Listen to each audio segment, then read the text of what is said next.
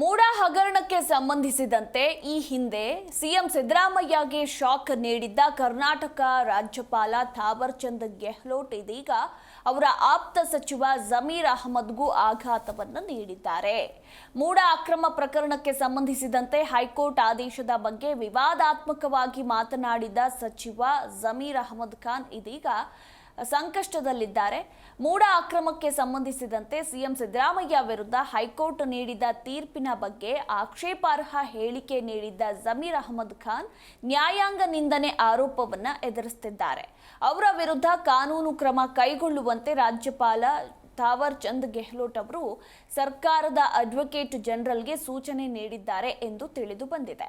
ಇನ್ನು ಸಾಮಾಜಿಕ ಕಾರ್ಯಕರ್ತ ಟಿಜೆ ಅಬ್ರಹಾಂ ದೂರಿನ ಮೇರೆಗೆ ಸಚಿವ ಜಮೀರ್ ಅಹಮದ್ ಖಾನ್ ಹೇಳಿಕೆ ಸಂಬಂಧ ಅಡ್ವೊಕೇಟ್ ಜನರಲ್ಗೆ ರಾಜ್ಯಪಾಲರು ಪತ್ರವನ್ನ ಬರೆದಿದ್ದು ಮುಂದಿನ ಕಾನೂನು ಕ್ರಮ ಕೈಗೊಳ್ಳುವಂತೆ ಸೂಚನೆಯನ್ನ ನೀಡಿದ್ದಾರೆ.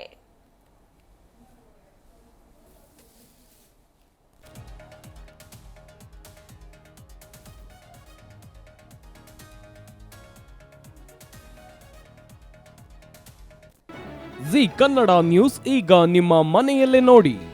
ಎಲ್ಲ ಕೇಬಲ್ಗಳಲ್ಲಿ ಈಗ ಲಭ್ಯ.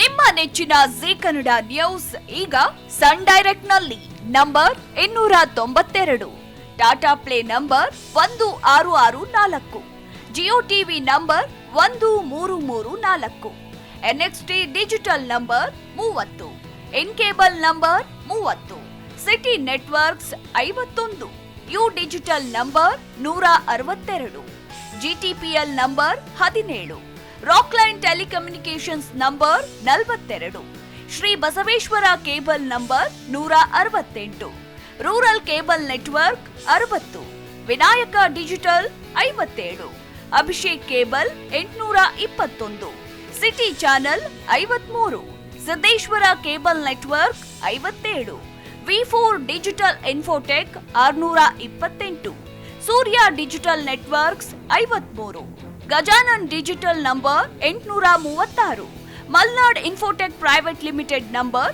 56, Metrocast number 830, victory digital number 167ರಲ್ಲಿ ನೋಡಿ ಆನಂದಿಸಿ.